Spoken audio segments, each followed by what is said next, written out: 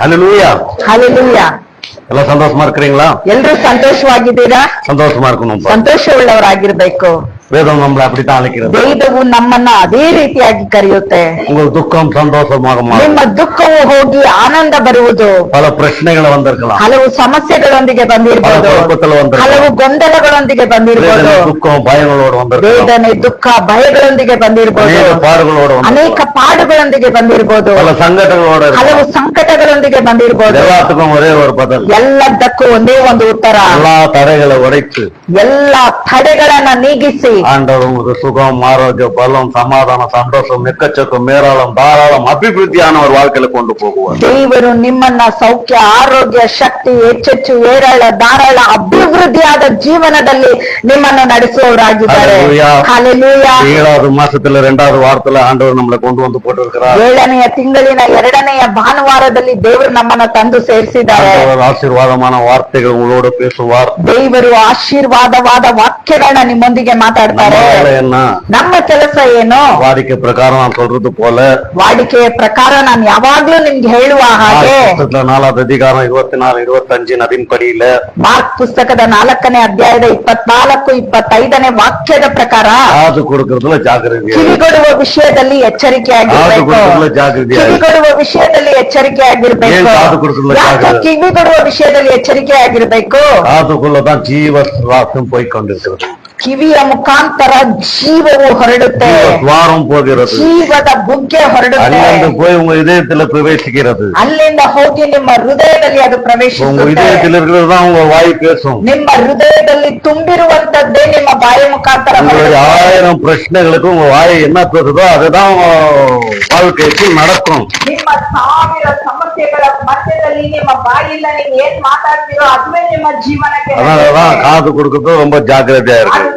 ಕಿವಿಗೊಡುವ ವಿಷಯಗಳಲ್ಲಿ ತುಂಬಾ ಎಚ್ಚರಿಕೆಯಿಂದ ಇರಬೇಕು. சரி, மறுபடியும் இந்த HT சபையில எனக்கு கொடுத்த ஒரு நல்ல ಸ್ವಾಗತಕ್ಕಾக நான் கர்த்தருக்கு நான் நன்றி செலுத்துகிறேன். ಪುನಃ HT ಸಭೆಯಲ್ಲಿ ನಮಗೆ ಕೊಟ್ಟಂತ ಈ ಒಂದು ಅವಕಾಶಕ್ಕಾಗಿ ದೇವರಿಗೂ ಪಾಸ್ಟರ್ಗೂ ಪಾಸ್ಟರ್ ಕುಟುಂಬಕ್ಕೂ ಕೃತಜ್ಞತೆಯನ್ನು ಸಲ್ಲಿಸುತ್ತೇವೆ. ஹல்லேலூயா ஹல்லேலூயா. சரி, இன்னைக்கு நாம பார்க்க போகின்ற காரியம், ಈ ದಿನ ನಾವು ನೋಡ್ಲಿಕ್ಕಿರುವ ಕಾರ್ಯ பாடின பாடல்கள் போல ಹಾಡಿದ ಹಾಡುಗಳ ಪ್ರಕಾರ. அதுதான் நம்ம பிரசங்கம் பண்றதுக்கு முன்னால நாம ஒரு ஆலோசனை செய்து ஒரு பாடல்களை பாடுகிறோம்.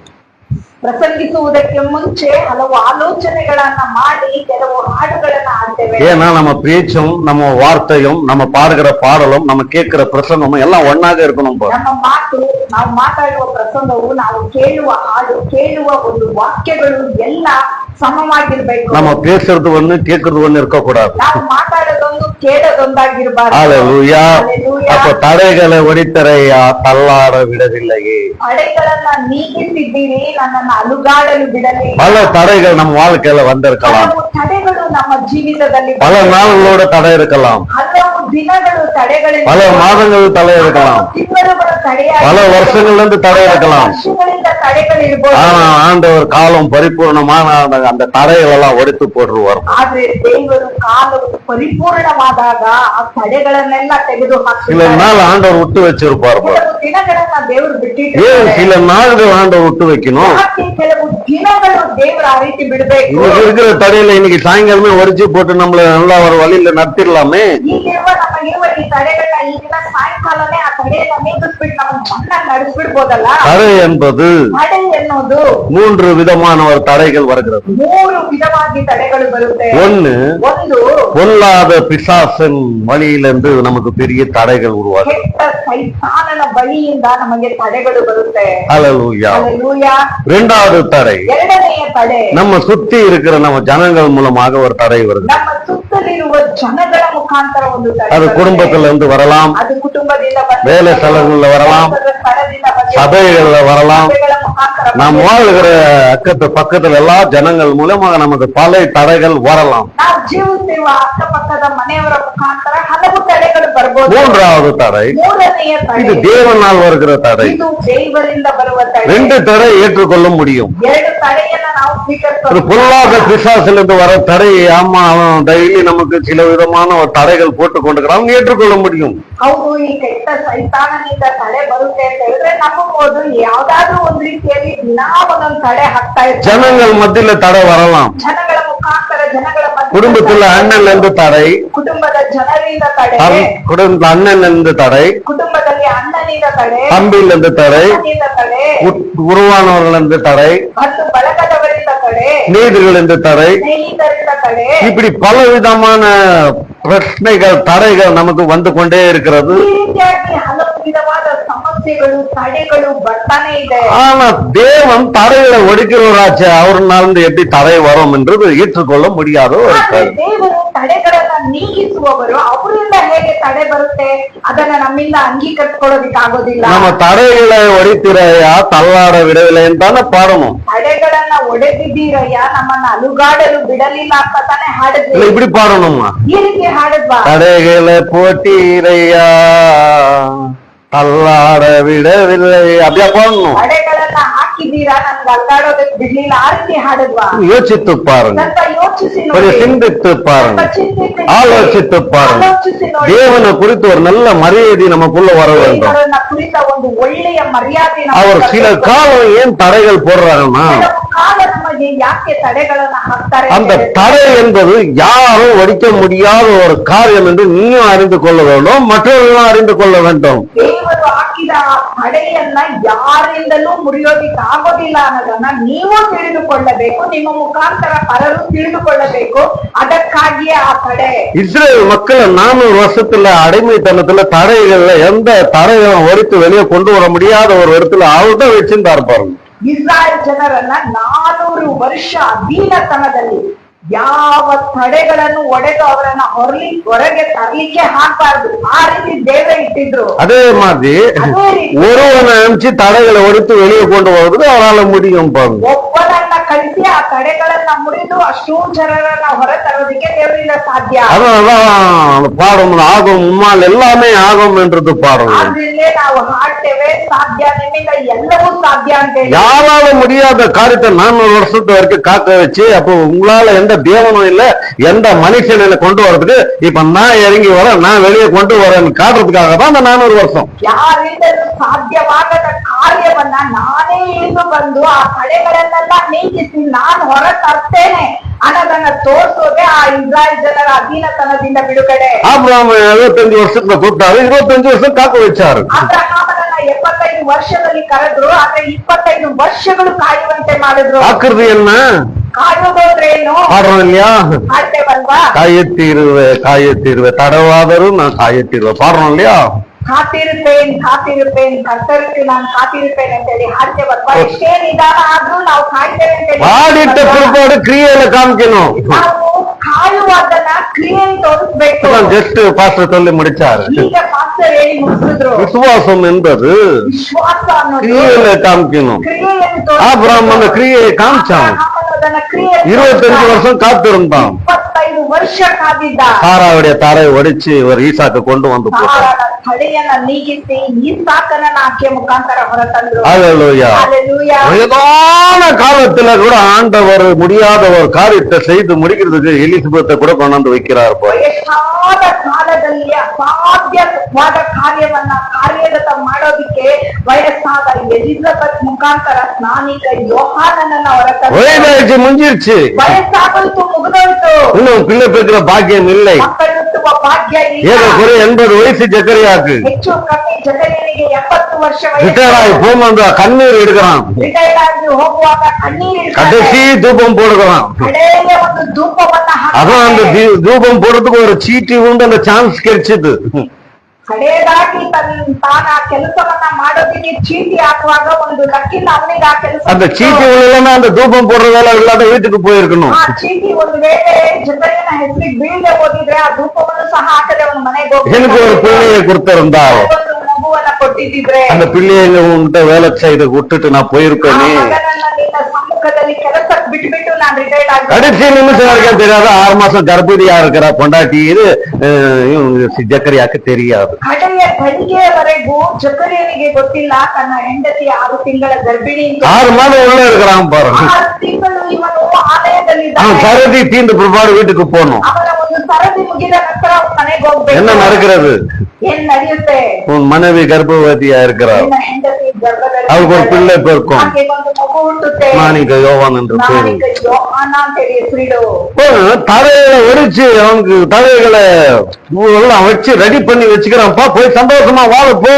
ತಡೆಗಳನ್ನೆಲ್ಲ ಒಡೆದು ನಿನಗಾಗಿ ಆಶೀರ್ವಾದವನ್ನ ಇಟ್ಟಿದ್ದೇನಪ್ಪ, ನೀನು ಹೋಗಿ ಸಂತೋಷದಿಂದ ಬದುಕು.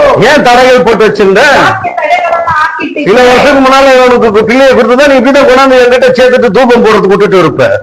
ಹಲವು ವರ್ಷಗಳ ಮುಂಚೆ ಒಂದು ಮಗನನ್ನ ಕೊಟ್ಟಿದ್ರೆ ನೀನು ಇಲ್ಲಿ ಕರ್ಕೊಂಡು ಬಂದು ಧೂಪ ಹಾಕೋದಿಲ್ಲ ನನ್ನ ಸಮ್ಮುಖದಲ್ಲಿ உனக்கு நான் பிள்ளையை கொடுத்தது தூபம் போடுறதுக்கு அல்ல, ಮಗನನ್ನ ಕೊಡುವುದು ನನಗೆ ಧೂಪ ஆலயத்துக்குள்ள வர்றதுக்கு அல்ல. ಹೊರಗಡೆ ಬರೋದಿಲ್ಲ. வனாந்திரத்துல இயேசுவை குறித்து பிரசங்கம் செய்து ஜனங்களுக்கு வழிகளை ஆயத்தம் செய்யறதுக்காக அந்த பிள்ளையை கொடுக்கிறேன் என்று நான் தான் அவனுக்கு தடையை போட்டு வச்சிருந்து சொல்ல முடியாம ஒரு காரியத்தை அவனுக்கு வெளிப்படுத்துகிறான். ಯೇಸುವನ್ನ ಕುರಿತು ಅನೇಕ ಜನರಿಗೆ ಸಾರಿ ಯೇಸು ಒಬ್ಬರು ಬರ್ತಾರೆ ಅಂತೇಳಿ ಯೇಸುವಿಗಾಗಿ ಮಾರ್ಗವನ್ನ ಸಿದ್ಧಪಡಿಸೋದಕ್ಕಾಗಿ ಒಂದು ಮಗನನ್ನ ನೀನು ಕೊಡ್ತೇನೆ, ಅದಕ್ಕಾಗಿ ಇಷ್ಟು ವರ್ಷ ನಾನು ನಿನಗೆ ತಡೆ ಹಾಕಿದ್ದೇನೆ ಅಂತೇಳಿ ಹೇಳ್ತಾರೆ. அப்ப அவர் போடுற தடைகள் எல்லாம் நமக்கு ஆசீர்வாதமான தடை என்று நாம் ஆராய்ந்து பார்க்க வேண்டும். ಹಾಗಾದ್ರೆ ದೇವರು ಹಾಕುವ ಕೆಲವು ತಡೆಗಳು ನಮಗೆ ಆಶೀರ್ವಾದವಾಗಿದೆ ಅನ್ನೋದನ್ನ ಈ ದಿನದಲ್ಲಿ ನಾವು ನೆನೆಸಿಕೊಳ್ಳಬೇಕು. கம்பெனியில ஒரு திருமண காரியத்துக்காக பத்திரிகை கொண்டாந்து கொடுத்துட்டாங்க பாருங்க. ಕಂಪನಿಯಲ್ಲಿ ಮದುವೆಯ ಕಾರ್ಯಕ್ಕಾಗಿ ಒಂದು ಪತ್ರಿಕೆಯನ್ನ ತಂದು ಕೊಟ್ಬಿಟ್ರು. எல்லாரும் சேர்ந்து போறோம் என்று தீர்மானித்து ಎಲ್ಲರೂ ಸೇರಿ ಹೋಗೋಣ ಅಂತೇಳಿ ತೀರ್ಮಾನಿಸಿ கம்பெனி பசங்களாம் 10, 20 என்று அந்த காலத்துல 10, 20 தான் போட்டு எல்லாரும் ஒண்ணு சேர்ந்து ஒரு gift வாங்கி கொடுக்கறது. ಆಗಿನ ಕಾಲದಲ್ಲಿ 10 ರೂಪಾಯಿ 20 ರೂಪಾಯಿ ಅನ್ನೋದು ದೊಡ್ಡ ವಿಷಯ. ಎಲ್ಲರೂ 10, 20 ಅಂತೇಳಿ ಹಾಕಿ ಎಲ್ಲರೂ ಸೇರಿ ಒಂದು ಗಿಫ್ಟ್ ಅನ್ನ ತಗೊಂಡೋಗಿ ಕೊಡ್ಬೇಕು ಅಂತೇಳಿ ತೀರ್ಮಾನ ಆಯ್ತು. அந்த நாள் வந்துடுச்சு, ಆ ಒಂದು ದಿನ ಬಂತು. நாளைக்கு போகணும், ನಾಳೆ ಹೋಗ್ಬೇಕು. இன்னைக்கு ராத்திரிக்கு மெட்ரோடோர் ஆயத்தம் பண்றாங்க. ಈ ದಿನದ ರಾತ್ರಿಗೆ ಮೆಟೆಡೋರನ್ನ ಸಿದ್ಧ ಮಾಡ್ತಾರೆ. மெட்ரோடோர்ல போய் நாளை காலையில இந்துங்க கல்யாணம் எல்லாம் காலையில நடக்கிறதுனால ராத்திரி போய் பிரயாணத்துல அங்க சத்திரத்துல போய் இறங்க வேண்டும். ಮೆಟೆಡೋರಲ್ಲಿ ಯಾಕೆ ಹೋಗ್ತಾ ಇದ್ವಿ ಅಂತ ಹೇಳಿದ್ರೆ ಹಿಂದೂಗಳ ಮದ್ವೆ ಅನೇಕ ಸಮಯಗಳಲ್ಲಿ ಮುಂಜಾನೆ ಇರೋದ್ರಿಂದ ರಾತ್ರಿಯ ಪ್ರಯಾಣ ಮಾಡಿ ನಾವು ಅಲ್ಲೋಗಿ ತಂಗೋಣ ಅನ್ನೋ ಒಂದು ತೀರ್ಮಾನ ತಗೊಂಡಿದ್ವಿ. எல்லாம் பேசிக்கின்னு இன்னைக்கு வேலைக்கு வரும்போது துணி கிணி எல்லாம் எடுத்துன்னு வந்து வேலை முடிச்சிட்டு அங்கேயே கை கால் மக்கள்னா அங்கேயே மெட்ரோடோர் ஏறி அப்படியே போற மாதிரி பேசிட்டு இருந்தாங்க. ಎಲ್ಲರೂ ಕೆಲಸಕ್ಕೆ ಬರುವಾಗಲೇ ಮದುವೆಗೆ ಬೇಕಾದ ಬಟ್ಟೆ ತಲೆಯನ್ನೆಲ್ಲ ತೆಗೆದುಕೊಂಡು ಬಂದು ಕೆಲಸ ಮುಗಿದ ತಕ್ಷಣ ಅಲ್ಲೇ ಕೈ ಕಾಲನ್ನ ತೊಳ್ಕೊಂಡು ಹಾಗೆ ಮೆಟೆಡೋರ್ ಮುಖಾಂತರ ಮದುವೆಗೆ ಹೋಗ್ಬೇಕು ಅನ್ನೋ பிரேரப்பனை அன்றைக்கே மனிதர்களை ஆண்டவர் தெரிந்து கொண்டதனால அப்படியாப்பட்ட அழிவு நாசம் மோசத்துல விடாம தடைத்து காக்கின்றாள் என்று இன்றைக்கு கூட நாம புரிந்து கொள்றதுக்கு ஒரு வழி வாசங்க ஆண்டவர் இருக்கிறார். ದೇವರ ಒಂದು ಪ್ರೇರಣೆ ಅನೇಕ ಜನರ ಮುಖಾಂತರ ನಮ್ಮನ್ನು ಆ ಒಂದು ಸ್ಥಳಗಳಿಗೆ ಹೋಗದಂತೆ ತಡೆಗಳನ್ನ ಹಾಕಿ ಕಾಪಾಡ್ತಾರೆ ಅನ್ನೋದನ್ನ ಈ ದಿನವೂ ಸಹ ನಾವು ನೆನೆಸ್ಕೋಬಹುದು.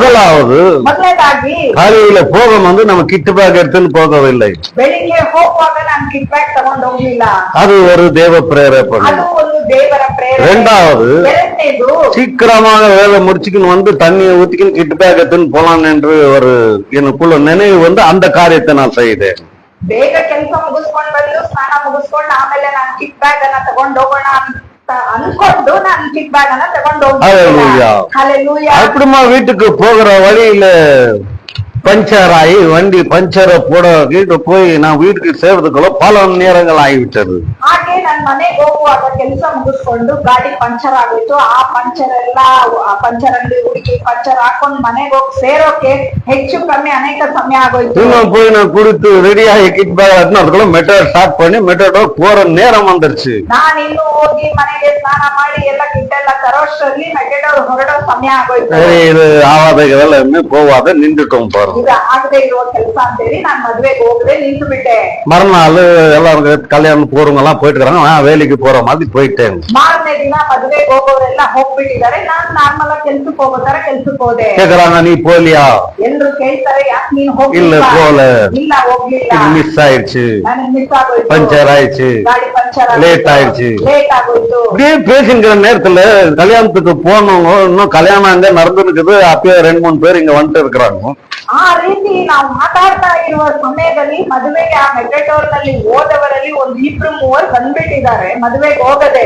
எப்படி வந்து நின்றுக்கிறாங்கன்னா ಹೇಗೆ ಬಂದು ನಿಂತಿದ್ದಾರೆ ಅಂತ மூஞ்சி முசிடி கண்ணு மூஞ்சி எல்லாம் வீங்கி அடி தடி சண்டை ஆகி பெரிய ஒரு குழப்பமாயி பாதி வழியில வண்டியில மெட்டோடோர்ல போகும்போது ஸ்பீட் ஆடிக்கின்னு போய் பெரிய ஒரு சண்டை உருவாகி பாதி வழியில இறங்கி பஸ்ஸ புடிச்சு வீட்டுக்கு வந்து காலையில வந்து அவங்க மூஞ்சி தானா பாக்குற அளவுக்கு மூஞ்சி ஷேப் சேஞ்ச் ஆயிட்டு இருக்குது. அவர் ಆ ರೀತಿ ಮೆಟೆಡೋರ್ ಅಲ್ಲಿ ಹೋಗುವಾಗ ಸ್ಪೀಡ್ ಆಡಕ್ ಸ್ಟಾರ್ಟ್ ಮಾಡಿ ಒಬ್ಬರಿಂದ ಒಬ್ರು ಕಚ್ಚಾಡ್ಕೊಂಡು ಗುದ್ದಾಟ ಆಗಿ ಕಾದಾಟ ಆಗಿ ಹೊಡೆದಾಡ್ಕೊಂಡು ಅದ್ರಲ್ಲಿ 2-3 ಆ ಗಾಡಿ ಬಿಟ್ಟು ಇಳಿದು ಬಸ್ ಹತ್ತಿ ಇವರೇನೋ ಅವರು ಅಂತ ಹೇಳಿ ಗುರುತೇ ಸಿಗದ ಮಟ್ಟಿಗೆ ಅವರ ಮುಖ ಎಲ್ಲ ಶೇಪ್ ಚೇಂಜ್ ಆಗೋದು.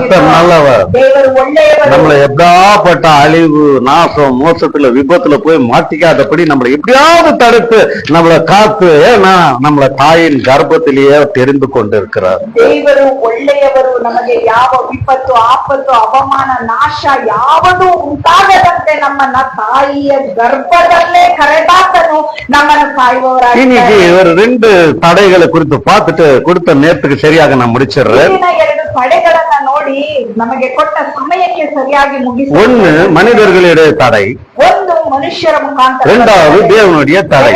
ದೇವರ ತಡೆ. தேவனுடைய தடைன்னா என்னன்னு தெரியல, இப்ப சொல்லிக்கிறேன், இவ்வளவு நேரம் சொல்லி இருக்கிறேன். ದೇವರ ತಡೆ ಅಂತ ಹೇಳಿದ್ರೆ ಏನು ಅಂತ ಹೇಳಿ ಇಷ್ಟೊತ್ತು ನಾನು ನಿಮ್ಗೆ ಹೇಳಿದ್ದೇನೆ. கொஞ்சம் அதுக்குதான் கொஞ்சம் நிதானமா போய் உங்களுக்கு கேட்க வேண்டிய அந்த வார்த்தைகளை காது வழியா சேர்ந்து இனி எந்த தடையும் பார்த்து நீங்க பயப்படக்கூடாது. தடைகளை உடைத்து உங்களை பெரிய ஆசீர்வாதத்துல கொண்டு போறாருன்றத மனதில் வைத்துக் கொள்ளும். ಅದಕ್ಕಾಗಿ ನಿಮ್ಮ ಜೀವಿತದಲ್ಲಿ ಒಂದು ವೇಳೆ ಯಾವುದೇ ಕಾರ್ಯ ತಡೆಯಾಗಿದ್ರೂ ಸಹ ತಡೆಗಳನ್ನ ನೋಡಿ ಭಯಪಡದೆ ಆ ತಡೆಯಲ್ಲಿ ದೇವರು ಕ್ರಿಯೆ ನಡೆಸುವವರಾಗಿದ್ದಾರೆ ಅನ್ನೋ ಒಂದು ಧೈರ್ಯವನ್ನ ತೆಗೆದುಕೊಂಡು ಮುಂದುವರಿಬೇಕು ಅನ್ನೋದಕ್ಕಾಗಿ எப்படிப்பட்ட தடைகள் தான் ಎಂತಹ ತಡೆ ಬೇಕಾದ್ರೂ ಬರ್ಲಿ, உங்களால முடியாத ஒரு தடை, சோர்ந்து போன ஒரு தடை, அந்த தடைகளும் ஆண்டவர் ஒடித்து உங்களை வெளியே கொண்டு வருவார் என்று ನಿಮ್ಮಿಂದ ಸಾಧ್ಯನೇ ಆಗ್ತಾ ಇಲ್ಲ ಅನ್ನೋ ಒಂದು ತಡೆ, ನೀವು ಸೋತು ಹೋಗಿರ್ತೀರಾ, ಅಂತಹ ಸಮಯಗಳಲ್ಲಿಯೂ ದೇವರು ನಿಮ್ಮನ್ನ ಹೊರತಂದು ನಡೆಸುವವರಾಗಿದ್ದಾರೆ. வாசிக்க கேட்போம். 1 சாமுவேல் புஸ்தகத்துல 1வது அதிகாரம் 1ல இருந்து 5 வரைக்கும் மாத்திரம் வாசிப்போம். 1 ಸಾಮುವೇಲ್ ಪುಸ್ತಕದಲ್ಲಿ 1ನೇ ಅಧ್ಯಾಯ 1ರಿಂದ 5 ವಾಕ್ಯಗಳನ್ನ ನಾವು அது முதலாவது தடை, மனிதர்களிலிருந்து வந்த தடையை பார்ப்போம். ಅದು ಮೊದಲನೆಯ ತಡೆ, ಮನುಷ್ಯರಿಂದ ಬಂದ ತಡೆಯನ್ನ ನಾವು ನೋಡೋಣ. ಎಫ್ರಾಯೀಮ್ ಬೆಟ್ಟದ ಸೀಮೆಯಲ್ಲಿನ ರಾಮಾತಯಿಮ್ ಚೋಬೀಮ್ ಊರಿನಲ್ಲಿ ಎಲ್ಕಾನನೆಂಬ ಒಬ್ಬ ಮನುಷ್ಯನಿದ್ದನು. ಇವನು ಯೆರೋಹಾಮನ ಮಗನು, ಎಲಿಹೂವಿನ ಮೊಮ್ಮಗನು, ತೋಹುವಿನ ಮರಿಮಗನೂ ಆಗಿದ್ದನು. ತೋಹು ಎಂಬುವನು ಎಫ್ರಾಯೀಮನಾದ ಚೂಫನ ಮಗನು. ಎಲ್ಕಾನನಿಗೆ ಹನ್ನೆರಡು ಪೆನಿನ್ನಳು ಎಂಬ 2 ಹೆಂಡತಿಯರಿದ್ದರು. ಪೆನಿನ್ನಳಿಗೆ ಮಕ್ಕಳಿದ್ದರು, ಹನ್ನಳಿಗೆ ಇರಲಿಲ್ಲ. ಅವನು ಪ್ರತಿ ವರ್ಷವೂ ಸೇನಾಧೀಶ್ವರನಾದ ಯೆಹೋವನಿಗೆ ಯಜ್ಞವನ್ನು ಸಮರ್ಪಿಸಿ ಆತನನ್ನು ಆರಾಧಿಸುವುದಕ್ಕೋಸ್ಕರ ತನ್ನ ಊರಿನಿಂದ ಶೀಲೋವಿಗೆ ಹೋಗುತ್ತಿದ್ದನು. ಅಲ್ಲಿ ಏಲಿಯ ಮಕ್ಕಳಾದ ಓಫ್ನಿ, ಫೀನೆಹಾಸ ಎಂಬುವರು ಯೆಹೋವನ ಯಾಜಕರಾಗಿದ್ದರು. ಎಲ್ಕಾನನು ಯಜ್ಞವನ್ನು ಅರ್ಪಿಸಿದಾಗೆಲ್ಲ ತನ್ನ ಹೆಂಡತಿಯಾದ ಪೆನಿನ್ನಳಿಗೂ ಆಕೆಯ ಎಲ್ಲಾ ಗಂಡು ಮಕ್ಕಳಿಗೂ ಭಾಗಗಳನ್ನು ಕೊಡುತ್ತಿದ್ದನು. ಅವನು ಹನ್ನಳನ್ನು ಬಹಳವಾಗಿ ಪ್ರೀತಿಸಿದರು. ಯೆಹೋವನು ಆಕೆಗೆ ಮಕ್ಕಳನ್ನು ಕೊಡಲಿಲ್ಲವಾದ್ದರಿಂದ ಆಕೆಗೆ ಒಂದು ಭಾಗವನ್ನು ಮಾತ್ರ ಕೊಡುತ್ತಿದ್ದನು. 2 தடைகள் இந்த இடத்துல பார்க்கலாம். ಈ ಒಂದು ಸ್ಥಳದಲ್ಲಿ 2 ತಡೆಗಳನ್ನ ನೋಡಬಹುದು. இங்கிலீஷ் பைபிள்ல நம்ம வாசித்து பார்க்கும்போது ಇಂಗ್ಲಿಷ್ ಬೈಬಲ್ ನಲ್ಲಿ ನಾವು ಓದಿ ನೋಡುವಾಗ அன்னாளுக்கு தேவன் கர்ப்பத்தையிலே தடை போட்டிருந்தார். ಹನ್ನೆರಿಗೆ ದೇವರು ಗರ್ಭಕ್ಕೆ ತಡೆಯನ್ನ ஏக ಹಾಕಿದರು. குறைய 20 வருஷம் மேல ஆகிறது. ಹೆಚ್ಚು ಕಮ್ಮಿ 20 ವರ್ಷ ಆಗೋಯ್ತು. 20 வருஷம் அவன் காக்க வைத்திருந்தார். 20 ವರ್ಷ ಆಕೆಯನ್ನ ಕಾಯುವಂತೆ சரி, ಮಾಡಿದ್ರು. முதலாவது யார் இந்த எல்கான் என்றது நம்ம ಮೊದಲನೇದಾಗಿ ಯಾರ್ ಈ ಎಲ್ಕಾನ್? எல்கான் ஒரு லேவி கோத்திரத்துக்கு சேர்ந்த ஒரு மனுஷன் ಈ பாரு. ಎಲ್ಕಾನನು ಲೇವಿ ಗೋತ್ರಕ್ಕೆ ಸೇರಿದ ಮನುಷ್ಯ. அந்த லேவி கோத்திரத்துக்கு சேர்ந்தவனா இருந்தாலும் அவன் ஆலயத்துள்ள போகாமல் ஒரு தடை உண்டாகி இருந்தது. ಎಲ್ಕಾನನು ಲೇವಿ ಗೋತ್ರದವನಾಗಿದ್ರೂ ಸಹ ಆಲಯಕ್ಕೆ ಹೋಗದಂತೆ ಅವನಿಗೆ ಒಂದು ತಡೆ ಹಾಕಲ್ಪಟ್ಟಿತ್ತು. லேவி வம்சம் என்று சொன்னாவே தேவனுடைய சன்னிதானத்துல போய் தேவன் நியமிச்சிட்ட வேலைகளை மோசே கொடுத்தது, மோசேக்கு அப்புறம் யோசுவா கொடுத்தது, அதுக்கப்புறம் யாரு நாயக்கத்துல இருக்கிறாங்களோ அவங்க கொடுக்கிற அந்த வேலையை பர்ஃபெக்டா செய்கிறவர் தான் லேவி கோத்திரங்கள். ಲೇವಿ ಗೋತ್ರದವರು ಅಂತೇಳಿ ಹೇಳಿದ್ರೇನೆ ದೇವರು ಕೊಡುವ ಕೆಲಸಗಳನ್ನ, ದೇವರ ಸನ್ನಿಧಿಯಲ್ಲಿ ಮೋಶೆ ನಿಯಮಿಸುವ ಕೆಲಸಗಳನ್ನ, ಮೋಶೆಯ ನಂತರ ಯೆಹೋಶುವ ನೇಮಿಸುವ ಕೆಲಸಗಳನ್ನ ಈ ರೀತಿಯಾಗಿ ಅವರು ಆ ದೇವರ ಒಂದು ಸನ್ನಿಧಿಯಲ್ಲಿ ಕೆಲಸ ಮಾಡುವವರಾಗಿದ್ರು. ಅವರೇ ಈ ಲೇವಿಯರು. ஹல்லேலூயா. ಹಲ್ಲೆಲೂಯಾ.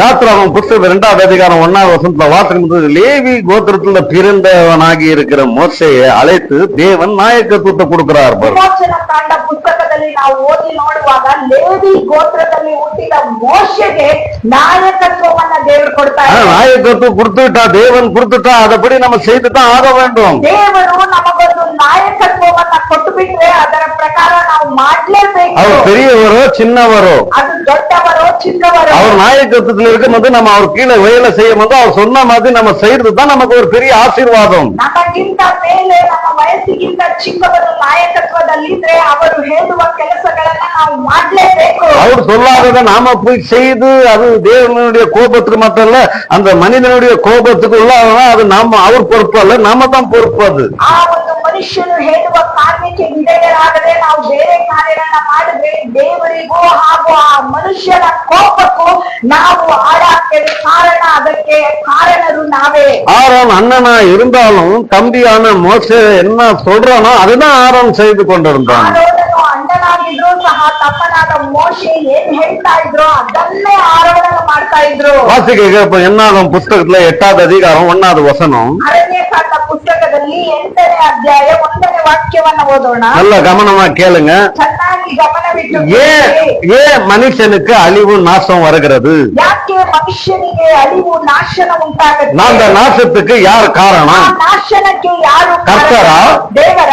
இல்ல நாயக்கத்துவ வைக்கிறவன் அவனா? ಅಥವಾ ನಾಯಕತ್ವ ವಹಿಸ್ತಾರಲ್ಲ இல்ல ಅವರಾ? நாயக்கத்துவ வார்த்தையை மீறுகிறதுனாலயா? ನಾಯಕತ್ವನ ಒಂದು ಆ ನಾಯಕ ಸ್ಥಾನದಲ್ಲಿರುವವನ ಮಾತನ್ನ ಮೀರೋದ?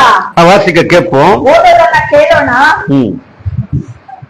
ಯೆಹೋವನ ಮೋಶೆಗೆ ಆರೋನನು ದೇವಸ್ಥಾನದ ದೀಪಗಳನ್ನು ಕ್ರಮಪಡಿಸುವಾಗ ಆ 7 ದೀಪಗಳು ದೀಪಸ್ತಂಭದ ಎದುರಾಗಿರುವ ಸ್ಥಳಕ್ಕೆ ಬೆಳಕು ಬರುವಂತೆ ಅವುಗಳನ್ನು ಇಡಬೇಕೆಂದು ಅವನಿಗೆ ಆಜ್ಞಾಪಿಸು ಎಂದು ಹೇಳಿದನು. மோசே போய் அண்ணனா ஆரோனுக்கு கூப்பிட்டு, அண்ணா வாங்க, நீ போய் இந்த மாதிரி இந்த வேலை நான் பர்ஃபெக்டா கரெக்டா தினத்தோறும் நீ போய் செய்கிற வேலை கரெக்டா பண்ணி வைக்கணும்னு சொன்னா ஆரோன் போய் ஆட்சின்னு போய் அதே மாதிரி செய்கிறான் பாருங்க. ಇಲ್ಲಿ ಮೋಶೆ ತನ್ನ ಅಣ್ಣನಾದ ಆರೋನನಿಗೆ ದೇವರ ಸನ್ನಿಧಿಯಲ್ಲಿ ಈ ರೀತಿಯ ದೀಪಸ್ತಂಭಗಳನ್ನ ಇಟ್ಟು ಆ ದೀಪದಲ್ಲಿ ಬೆಳಕು ಉರಿಯುವಂತೆ ಮಾಡಬೇಕು ಅಂತ ಹೇಳಿ ಆಜ್ಞಾಪಿಸಿದ್ರೆ ತಮ್ಮನ ಮಾತಿಗೆ ವಿಧೇಯನಾಗಿ ಆರೋನನು ಆ ಕೆಲಸವನ್ನ ಮಾಡ್ತಾರೆ. நல்லா கேட்கணும்.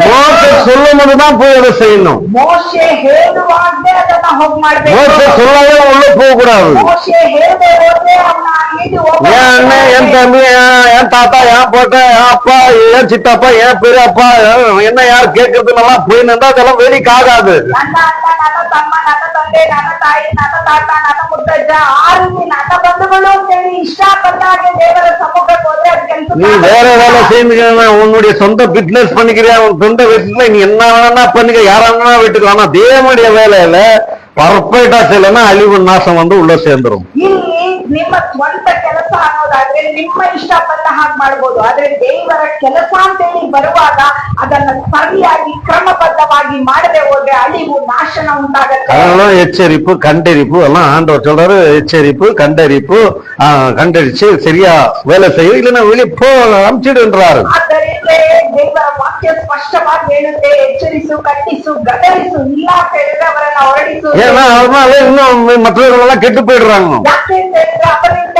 ಇನ್ನೂ ಇರುವವರೆಲ್ಲ ಕೆಟ್ಟು ಹೋಗ್ತಾರೆ. 2-3 பேரை வச்சு சொல்லு, ಇಬ್ಬರು ಮೂವರನ್ನು ಇಟ್ಟು ಹೇಳು. 2-3 பேரை வச்சு சொல்லு, ಯಾಕೆ ಇಬ್ಬರು ಮೂವರು சாட்சியாக இருக்கட்டும். வெளியே போய் இல்லாத பொல்லாதெல்லாம் பாஸ்டர் மேல போட்டுட்டா ಹೊರಗೆ ಹೋಗಿ ಇದ್ದೇ ಸತ್ತದ್ದನ್ನೆಲ್ಲ ಪಾಸ್ಟರ್ ಮೇಲೆ ಹಾಕ್ಬಿಟ್ರೆ நீங்க போட்டு நிக்கிறாங்க பாருங்க. சொல்றதுக்கே வைக்கப்பாடமாக்குது. அந்த பாஸ்டர் காசு கேட்கிறாரு, பணத்தை கேட்கிறாரு. இப்படி ஏழு பேர் ஏன்னா குடுன்னு சொல்ற வேலையை கொடுக்காததுனால ಕೊಡು ಅಂತ ಹೇಳಿ ಹೇಳಿದ್ದನ್ನ ಕೊಡದೇ ಇರೋದ್ರಿಂದ எனக்கு நான் சின்ன பையனுக்கு அந்த வேலை கொடுக்கறாரு, ನನಗಿಂತ ಚಿಕ್ಕ ಹುಡುಗನಿಗೆ ಆ ಕೆಲಸ ಹೇಳ್ತಾರೆ. அவரை கூப்பிட்டு படிக்க வைக்கிறாரு, இவங்கள பாட வைக்கிறாரு, என்ன தரமட்டமா வைக்கிறாரு. இப்படி இல்லாத காரியம் பொறாம பண்ணி கிண்ணி அவங்க கெடுறது இல்லாத மற்றவர் கும்பல சேர்த்து கெடுத்து நாசம், அவங்கள நாசம் வராங்க, கூட சேர்ந்தவங்கள நாசத்துல போறாங்க. ಈ ರೀತಿಯಾಗಿ ಈಗ ಸತ್ತದನ್ನ ತಾವು ಹೇಳೋದಂದ್ರೆ ಒಂದು ಗುಂಪನ್ನ ಸೇರಿಕೊಂಡು ಹೇಳಿ ತಾವು ಹಾಳಾದವರಲ್ಲದೆ ಆ ಗುಂಪಿನವರನ್ನೆಲ್ಲ ಹಾಳು ಮಾಡ್ತಾರೆ. என்ன பண்ணும்? ಪಾಸ್ಟರ್ ಏನ್ ಮಾಡ್ಬೇಕು? ஒரு 8-10 ಇರೋದೇ ಒಂದು 8-10. இது போய் எதனா கண்டிப்பா இது கூட ஒரு நாள் போயிடும். ಇದ್ರಲ್ಲಿ ನಾನೇನಾದ್ರೂ ಹೋಗಿ ಹೇಳಿದ್ರೆ ಈ 4 அப்ப நாளை வச்சு நான் என்ன பண்ணணும்? 4 ಇಟ್ಕೊಂಡು ನಾನೇನ್ ಮಾಡೋದು? பார்த்துட்டு பார்க்காத மாதிரி இப்படி பிரசங்கம் பண்ணிடணும். ಸರಿ ನೋಡ್ಬಿಟ್ಟು ನೋಡ್ದೆ ಇರೋ ಹಾಗೆ அது என்னன்னா கூத்தாடின்னு இருக்கட்டும், ಏನಾದ್ರೂ அது என்னன்னா பிராடு வேலை பண்ணிடணும், அது காதுல ஏதாவது வாடியா போட்டு கேட்டுன்னு இருக்கட்டும், ಅದು ಕಿವಿಯಲ್ಲಿ ಏನಾದ್ರೂ ಆಡಿ பிரசங்க கேட்டுன்னு இல்ல, ಪ್ರಸಂಗ ಕೇಳ್ತಾ அது பாடின பாட்டு அதே கேட்டுன்னு இருக்கும். ಅದು ಹಾಡ್ತಾ ಇರೋ ಹಾಡನ್ನ ಅದೇ ಕೇಳ್ತಾ ಇದೆ. இதெல்லாம் பார்த்துக்கின்னு பார்க்காத மாதிரி இருந்துடணும். ಇದನ್ನೆಲ್ಲ ನೋಡ್ಕೊಂಡು ನೋಡ್ದೆ ಇರೋ ಹಾಗೆ ಬಿಡ್ಬೇಕು. பாஸ்டரே முதல் நீ நாசமா போயிடும். ಮೊದಲು ನೀವು ನಾಶ ಆಗ್ಬಿಡ್ತೀರಾ.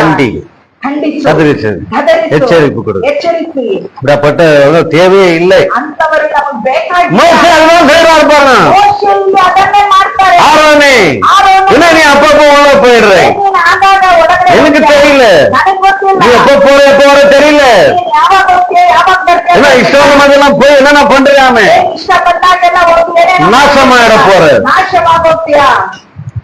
எப்படி இருக்கும் ஆரோனுக்கு? ಆರೋನನಿಗೆ ಯಾವ ರೀತಿ ಇರುತ್ತೆ? நான் சொல்லலப்பா, கர்த்தர்கிட்ட சொல்லி அனுப்புறாரு. இப்போ எங்களுக்கு உங்களுக்கு தெரியாத போயிடும், கர்த்தருக்கு எல்லாமே தெரியும். ನನಗೂ ನಿಮಗೂ ಗೊತ್ತಿಲ್ಲದೆ ಹೋಗ್ಬಿಡುತ್ತೆ, ಆದ್ರೆ ದೇವರಿಗೆ ಎಲ್ಲವೂ ಗೊತ್ತು. வாசிக்க கேட்போம். தேவியாகம் புஸ்தகத்துல 16ஆம் அதிகாரம் 1-2-3 வாசிப்போம். ಯಾಜಕ ಕಾಂಡ 16ನೇ ಅಧ್ಯಾಯದಲ್ಲಿ 1-2-3 ವಾಕ್ಯಗಳನ್ನು எச்சரிக்கையா கேளுங்கள். ಎಚ್ಚರಿಕೆ. இது நமக்கும் ஒரு பாடம். ಇದು ನಮಗೂ ಒಂದು சபையில நாம் எப்படி வர வேண்டும், ಸಭೆಗೆ ನಾವು ಯಾವ ರೀತಿ சபையில நம்ம கொடுத்த மூப்பர்கிட்ட நம்ம எப்படி கீழ்ப்படிந்து இருக்க வேண்டும், ಸಭೆಯಲ್ಲಿ ನಮಗೆ ಕೊಟ್ಟಿರುವ ಹಿರಿಯರಿಗೆ ನಾವು ಹೇಗೆ அவர் சொன்னதை எப்படி நம்ம கேட்க வேண்டும், ಇದನ್ನ ಯಾವ ರೀತಿ ನಾವು எப்படி ಆಶೀರ್ವಾದத்தை பெற்றுக்கொள்ள வேண்டும், ಹೊಂದಬೇಕು. இதெல்லாம் நம்ம கத்துக்கிறதுக்காக தான் இந்த சபை. ಇದನ್ನೆಲ್ಲ ನಾವು ಕಲಿತುಕೊಳ್ಳೋದಕ್ಕೆ வாசிக்க கேட்போம். ಓದೋಣ. ಯಾಜಕ ಕಾಂಡ 16ರಲ್ಲಿ 1-2-3. ಆರೋನನ ಇಬ್ಬರು ಮಕ್ಕಳು ಯೆಹೋವನ ಸನ್ನಿಧಿಗೆ ಬಂದು ನಾಶವಾದ ಮೇಲೆ ಯೆಹೋವನು ಮೋಶೆಯ ಸಂಗಡ ಮಾತಾಡಿ ಹೇಳಿದ್ದೇನೆಂದರೆ, ನಿನ್ನ ಅಣ್ಣನಾದ ಆರೋನನು ಮಡದಿಗೆ ಬಂದಾಗೆಲ್ಲ ಕೆರೆಯನ್ನು ದಾಟಿ ಮಹಾಪವಿತ್ರ ಸ್ಥಾನದೊಳಗೆ ಮಂಜೂಷದ ಮೇಲೆ ಕೃಪಾಸನದ ಹತ್ತಿರ ಹೆಜ್ಜೆ ಬರಬಾರದೆಂದು ಅವನಿಗೆ ಹೇಳು.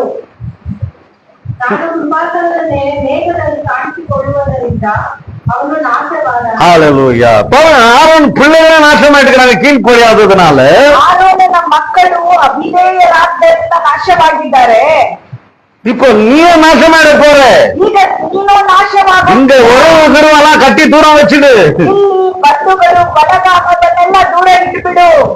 இங்க தேவன் அவரை நாயக்கத்துல சேர்த்திருந்தார், அவரை அழைத்திருந்தார், அவர் உண்மையாக உத்தமாக அவர் பேசும்போது அதை நீங்க காது கொடுத்துக்க. ஏன்னா பேசுறது அவர் அல்ல, பேசுறது நான்.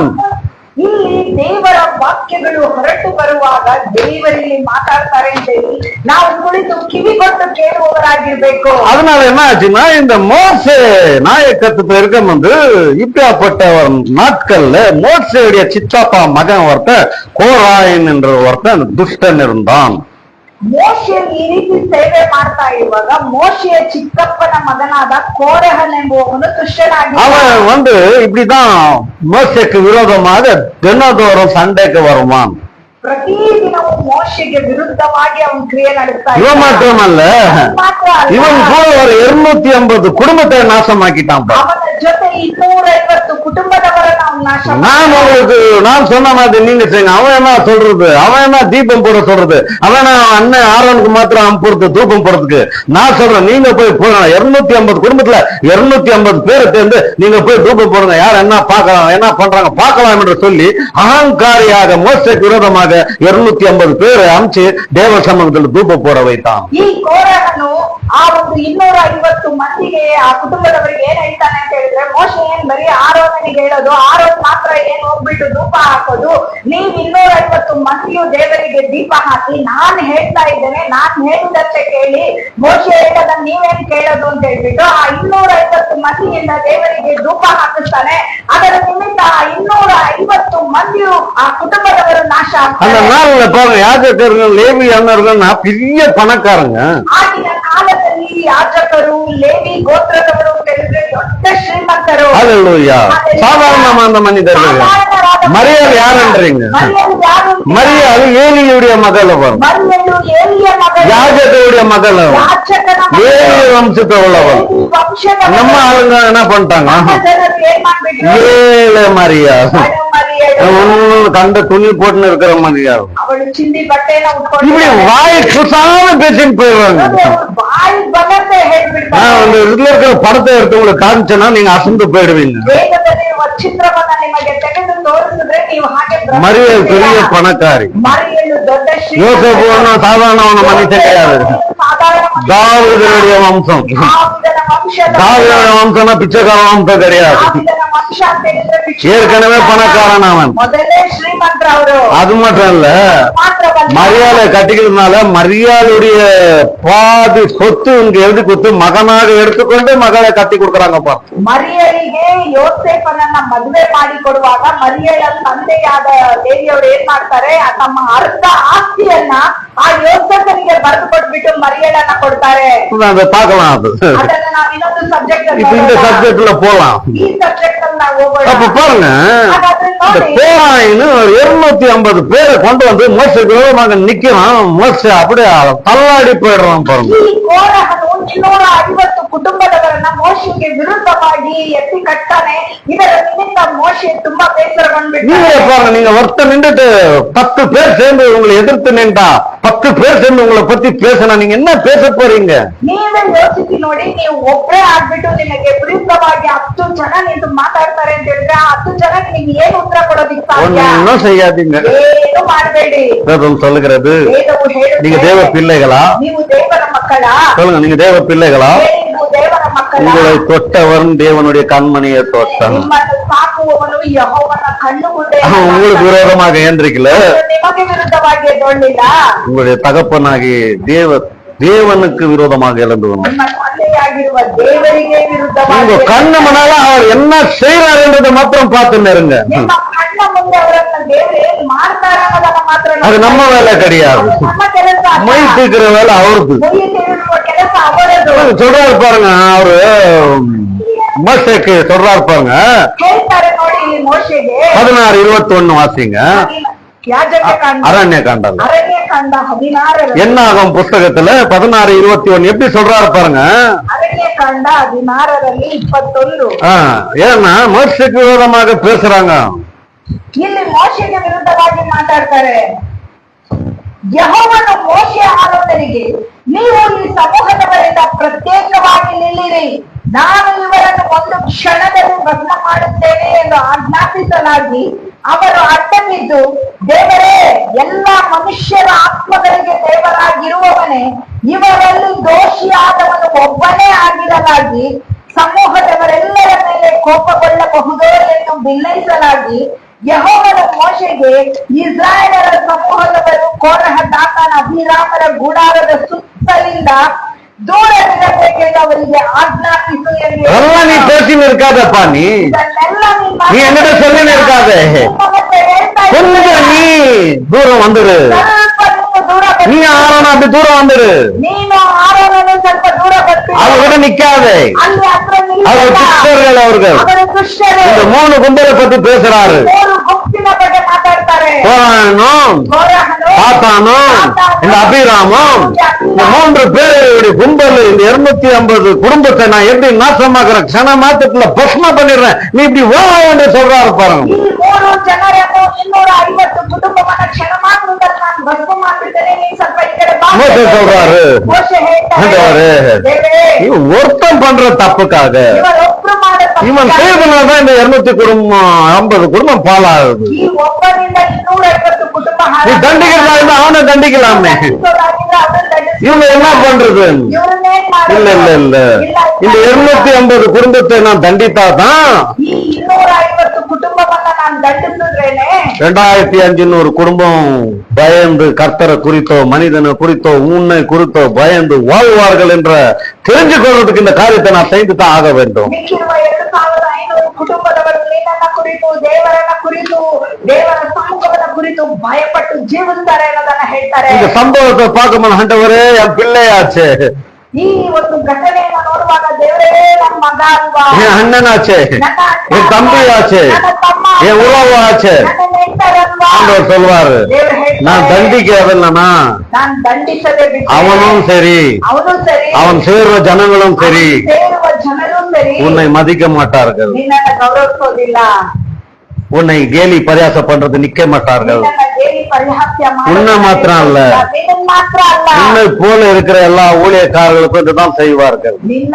ಆಗಿರುವ ಎಲ್ಲಾ ಸೇವಕರುಗಳಿಗೂ ಇದನ್ನೇ ಮಾಡ್ತಾರೆ. அதனால அவர்களை நான் தண்டித்து தான் ஆக வேண்டும். ಆದ್ದರಿಂದ ಅವರನ್ನ அந்த ದಂಡಿಸಬೇಕು. தண்டனையில அவர் மனம் திரும்ப வேண்டும். ಆ ದಂಡನೆಯಿಂದ ಅವರು ಮನ ஆனா ತಿರುಗಬೇಕು. இங்க இருக்கிற தண்டனை அப்படி கிடையாது. ಆದ್ರೆ ಇಲ್ಲಿರುವ ದಂಡನೆ ಆ ರೀತಿ ಅಲ್ಲ.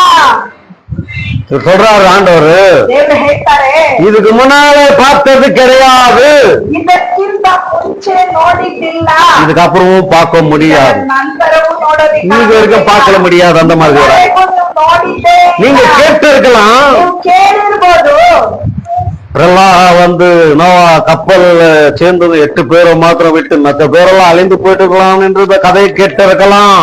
ಪ್ರವಾಹ ಬಂದು ನೋಹನ ನಾವೆಯಲ್ಲಿರುವ 8 ಜನರನ್ನ ಮಾತ್ರ ಉಳಿಸಿ ಇಡೀ ಊರನ್ನೇ ನಾಶ ಮಾಡಿರುವ ಕಾರ್ಯವನ್ನ ನೀವು ಕೇಳಿ, சோழம் பட்டணத்தில் நெருப்பு உண்டு எல்லாரையும் அழிச்சு நாசமாக்கிட்டு கேட்டு இருக்கலாம். ಗೋಮರ ಪಟ್ಟಣಕ್ಕೆ ಬೆಂಕಿ ಬೀಳಿಸಿ ಇಡೀ ಊರನ್ನ ನಾಶ ಮಾಡಿದ್ದನ್ನು ನೀವು ஆனா இப்ப ಕೇಳಿರ್ಬೋದು. நான் செய்ய போகிற காரியத்தை இதுக்கு முன்னால் அவங்க பார்த்ததும் இல்லை கேட்டதும் இல்லை.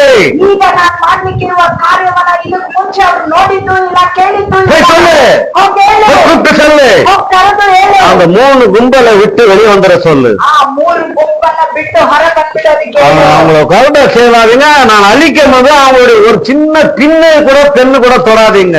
ಅವರನ್ನ ನಾಶ ಮಾಡುವಾಗ ಅವರಿಗಿರುವ ಒಂದು ಚಿಕ್ಕ ಪಿನ್ನೋ ಪೆಣ್ಣೋ ಯಾವುದನ್ನು ಮುಟ್ಟಬೇಕು. அவங்க சாபம் உள்ளவர்கள், ಅವರ ಶಾಪ அந்த சாபம் உள்ளவர்கள் ஒரு பொருள் தொட்டா கூட நீங்க சாபத்துல சேர்ந்துருவீங்க. ಆ ಶಾಪ ಉಳ್ಳವರ ಒಟ್ಟು ವಸ್ತುವನ್ನ ಮುಟ್ಟಿದ್ರು ನೀವು ಶಾಪಗ್ರಸ್ತ. தேவன் இல்லாத ஒரு வாழ்க்கை சாபம் உள்ள ஒரு வாழ்க்கை, ದೇವರಿಲ್ಲದ ಜೀವನ ಶಾಪಗ್ರಸ್ತ. தேவன் சமூகத்துல வராத ஒரு வாழ்க்கை சாபம் உள்ள ஒரு வாழ்க்கை. ದೇವರ ಸನ್ನಿಧಿಗೆ ಬರದಿರುವ ಜೀವನ ಶಾಪಗ್ರಸ್ತ. அண்ணனோ தம்பியோ ಅಣ್ಣನೋ ತಮ್ಮನೋ புத்திரனோ உறவானரோ யாரோ ಯಾರೇ அவருடைய சொத்துக்களுக்கு நீங்க ஆசைப்படாதீர்கள். ಅವರ ಸೊತ್ತುಗಳಿಗೆ ನೀವು ಆಸೆ ಪಡಬೇಡಿ. சும்மா கொடுத்தாலும் போவாதீங்க. ಕೊಟ್ಟರು ಸಹ ತಗೊಂಡು ಹೋಗ್ಬೇಡಿ. நான் ஆசீர்வாதமா இருப்பேன், ನಾನು ಆಶೀರ್ವಾದವಾಗಿ நான் உனக்கு ஆசீர்வாதமா இருப்பேன், நான் மற்றவர்களுக்கு ஆசீர்வாதமா இருப்பேன். ದೇವರಿಗೆ ಆಶೀರ್ವಾದವಾಗಿ சாபம் உள்ளவர்களுடைய ஆசீர்வாதத்தை எதிர்பார்க்காதீங்க. ಶಾಪ ಉಳ್ಳವರ ಆಶೀರ್ವಾದವನ್ನ ನಿರೀಕ್ಷಿಸಬೇಕು. இன்னொன்னு சொல்றாரு, ಇನ್ನೊಂದನ್ನು ಹೇಳ್ತಾರೆ, பாவிகளுடைய சொத்து, ಪಾಪಿಗಳ பாவிகளுடைய சொத்து, ಪಾಪಿಗಳ பாவிகளுடைய சொத்து ಪಾಪಿಗಳ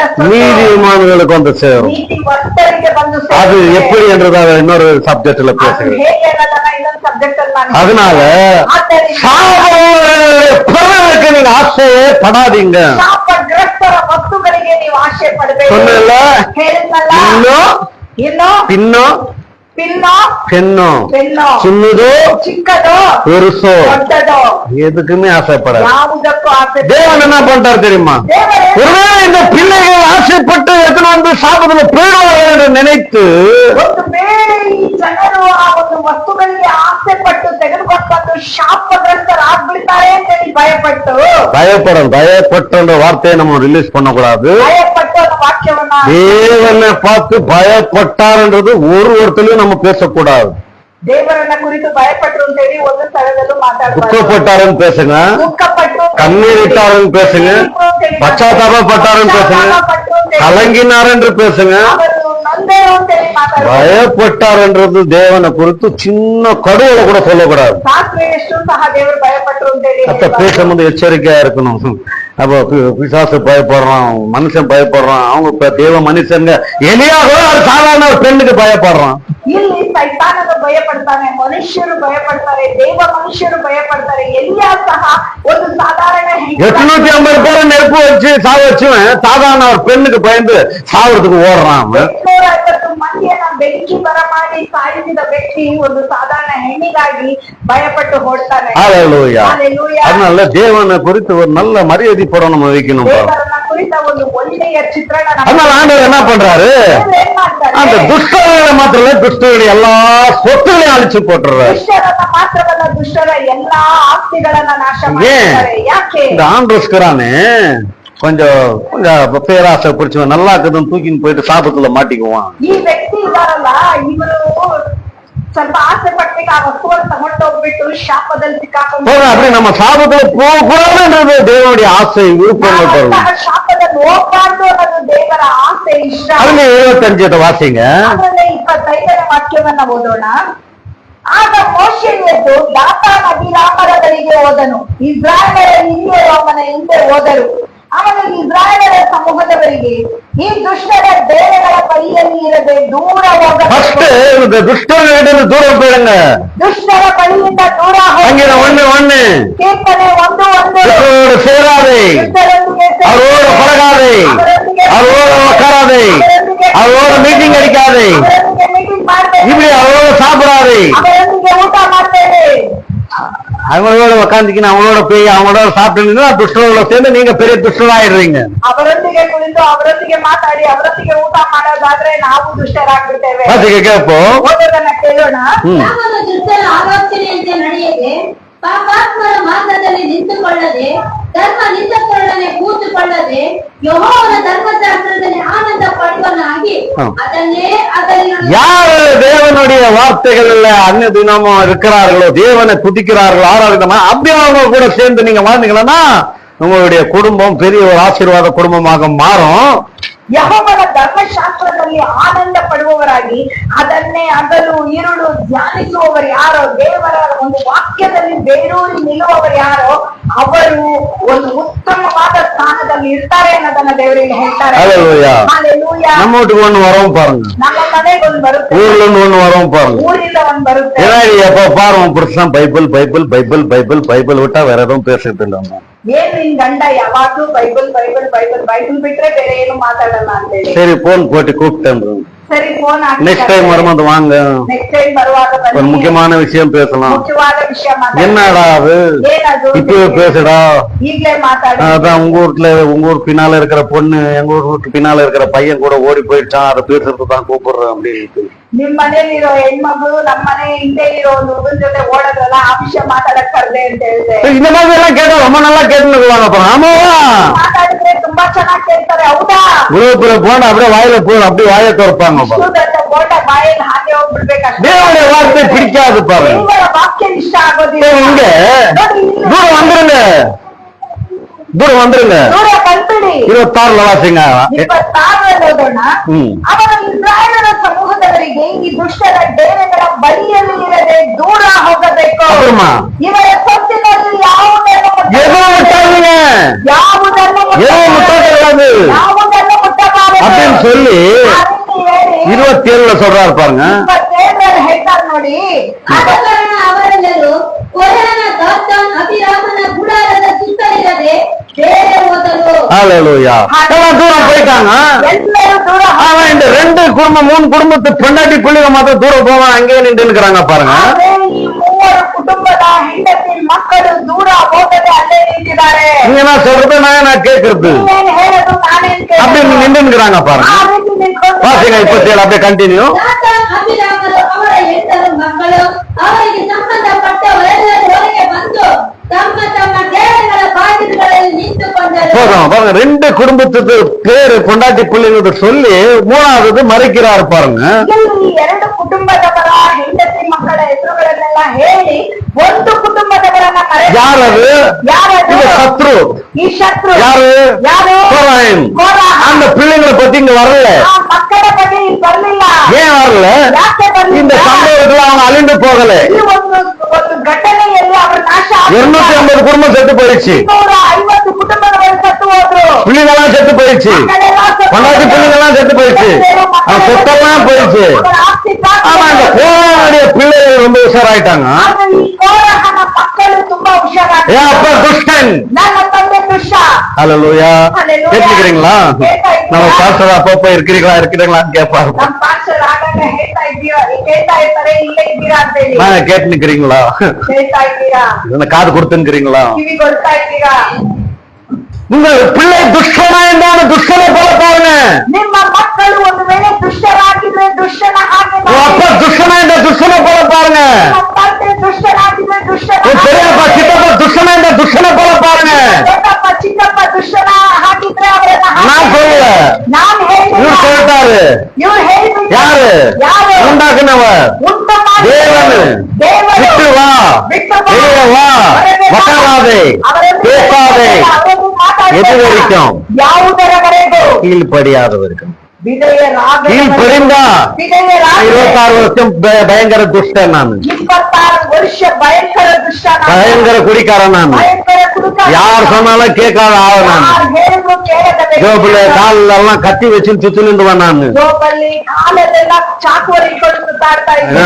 அழிஞ்சு போயிருந்தா எப்போ அழிஞ்சு நாசமாயிட்டு போயிட்டு இருப்பேன் நான். ನಾನು ಅಳಿದು ಹೋಗಿದ್ದಿದ್ರೆ ಯಾವಾಗ ಅಳಿದು ನಾಶವಾಗಿ ಇಲ್ಲದೆ அந்த கீழ்படுறதுனால இன்னைக்கு இவ்வளவு பெரிய ஆசீர்வாதத்துல வந்து உங்க முன்னால நின்று கொண்டிருக்கு. ನಾನು ವಿಧೇಯನಾದದರಿಂದ ಈ ದಿನ ದೊಡ್ಡ ಆಶೀರ್ವಾದವಾಗಿ ನಿಮ್ಮ ஆனா இந்த பிள்ளைகள் அப்பா பெரிய துஷ்டன், பெரியப்பா துஷ்டன், சித்தப்பா துஷ்டன் தூரம் போயிட்டாங்க பாருங்க. ಈ ಕೋರಹನ ಮಕ್ಕಳು ತಂದೆ ದುಷ್ಟ, ದೊಡ್ಡಪ್ಪ ಚಿಕ್ಕಪ್ಪ ದುಷ್ಟರು ಅಂತೇಳಿ ತಿಳಿದು ದೂರ ಹೋಗ್ಬಿಡ್ತಾರೆ. போயிட்டு மேல மோச சொல்றாரு, ಹೋದ ನಂತರ ಮೋಶೆ ಹೇಳ್ತಾರೆ, எப்படி சாவ போறீங்க நீங்க? ನೀವು ಹೇಗೆ வேற ಸಾಯ್ತೀರಾ? மாதிரி செத்தா இது தேவன் சாவச்சாருன்றது உங்களை அறியாத போயிடுறீங்க. ಬೇರೆ ರೀತಿ ಸಾಯಿಸ್ಬಿಟ್ರೆ ದೇವರು ಸಾಯಿಸಿದ್ರು ಅನ್ನೋದು ಗೊತ್ತಾಗಲ್ಲ. அப்ப நான் சொல்ற மாதிரி நீங்க செத்தா தேவன் தான் இந்த காரியத்தை செய்றாங்க. நீங்களும் சரி, எல்லா ஜனங்களும் இதுக்கு முன்னால பின்னால வாழ்கிற ஜனங்கள் அறிந்து பயந்து வாழ்வார்கள் என்று. ನಾನು ಹೇಳಿದ ಹಾಗೆ ಒಂದು ವೇಳೆ ನೀವು ಸತ್ರೆ ಎಲ್ಲಾ ಜನರು ಸರಿ, ನಿಮ್ಮ ಮುಂದೆಯೂ ನಿಮ್ಮ ಹಿಂದೆಯೂ ಇರುವ ಎಲ್ಲರೂ ದೇವರೇ ಈ ದಂಡನೆಯನ್ನ ಬರಮಾಡಿದವರು ಅನ್ನೋದನ್ನ ಮುಪ್ಪದರ ವಾಕ್ಯங்க. 30 ಓದಿ. ಪರಿಶೀಲನೆಂದು ತಿಳುಕೊಳ್ಳಬೇಕು. ಆದರೆ ಯೆಹೋವನು ಇವರಿಗೋಸ್ಕರ ಅಪೂರ್ವವಾದ ಶಿಕ್ಷೆಯನ್ನು ಕಲ್ಪಿಸಿದರೆ, ಅಂದರೆ ಭೂಮಿಯು ಬಾಧ್ಯೆಯದು ಇವರನ್ನು ಇವರ ಸರ್ವಸ್ವವನ್ನು ನುಂಗುವವರಿಂದ ಇವರೆಲ್ಲರೂ ಸವಿಜೀವಿಗಳಾಗಿ ಪಾತಾಳಕ್ಕೆ ಹೋಗಿಬಿಟ್ಟರು. ಇವರು ಯೆಹೋವನ ಇವರು ಯೆಹೋವನನ್ನು ಉಲ್ಲಂಘಿಸಿದರಿಂದ ನೀವು ತಿಳಿದುಕೊಳ್ಳಬೇಕು ಎಂದು ಹೇಳಿದರು. ಮೋಶೆ ಈ ಮಾತುಗಳನ್ನು ಹೇಳಿ ಮುಗಿಸಿದ ಕೂಡಲೇ ಆ ಮನುಷ್ಯರ ಕೆಳಗಿದ್ದ ನೆಲವು ಸೀಳಿತು. ಭೂಮಿಯು ಬಾಯ್ದೆರೆದು ಅವರನ್ನು ಅವರ ಮನೆಯವರನ್ನು ಕೋರಹನಿಗೆ ಸೇರಿದ ಮನುಷ್ಯರೆಲ್ಲರನ್ನು ಅವರ ಸರ್ವಸ್ವವನ್ನು ನುಂಗಿಬಿಟ್ಟರು. பாருங்க, மோச சொல்லி முடிக்கிறான், ಮೋಶೆ ಇಲ್ಲಿ ಹೇಳಿ ಮುಗಿಸ್ತಾನೆ. எப்படி சாவுறான்னு சொல்றா. ಯಾವ ರೀತಿ ಸಾಯ್ತಾನೆ? அவன் நின்று நிற்கிற பூமி அப்படியே 2ஆ பிளக்கும். ಅಲ್ಲಿ ನಿಂತಿರುವ ಸ್ಥಳದಿಂದ ಭೂಮಿ ಎರಡಾಗಿ எல்லாரும் உள்ள போய் சாவாங்க, ಎಲ್ಲರೂ ಭೂಮಿಯೊಳಕ್ಕೆ ಹೋಗಿ பாதாளத்துக்கு போய் சேருவாங்க, உயிரோட போய் சேருவாங்க. அவங்க கத்தல் கேட்கும். ಅವರ ಒಂದು ಕೂಗುವಿಕೆ அவங்க மாத்திரம் இல்ல, அவங்க எல்லா சொத்து எல்லாம் உள்ள போயிடும். ಅವರ ಎಲ್ಲ ಆಸ್ತಿ ಪಾಸ್ತಿ முடிச்சுட்டு கூடலே. ಬೇರೆ ಮುಗಿಸಿದ அதனாலதான் அந்த கண்ணாடத்துல கூடலேன்றதை ரவுண்ட் போட்டு வைக்கணும். ಅದಕ್ಕಾಗಿ ಕನ್ನಡದಲ್ಲಿ ಕೂಡಲೇ ಅಂತೇಳಿ ಭರವಸೆ அப்பவே ಆಗಲೇ சொல்லி முடிச்சது கூட ಬೇರೆ ಮುಗಿಸಿದ ಕೂಡಲೇ உடனே எல்லாரும் உள்ள போயிட்டாங்க. ಎಲ್ಲರೂ ಒಳಗಡೆ ಹೋದ್ರು. ஒரு ஆகார சவுண்டுங்க. ಒಂದೇ ಆಹಾಕಾರ ಶಬ್ದ. இது வரைக்கும் கேட்காத ஒரு சப்தம், ಇದುವರೆಗೂ ಕೇಳದ ಒಂದು கொண்டாட்டி ಶಬ್ದ. குளிர கத்துற சப்தம், ಹೆಂಡತಿ ಮಕ್ಕಳು ಕೂಗುವ ಶಬ್ದ. முகிலி முட்டுற மாதிரி ஒரு சப்தம். ಮುಗಿಲು ಮುಟ್ಟುವಂತಹ ಶಬ್ದ.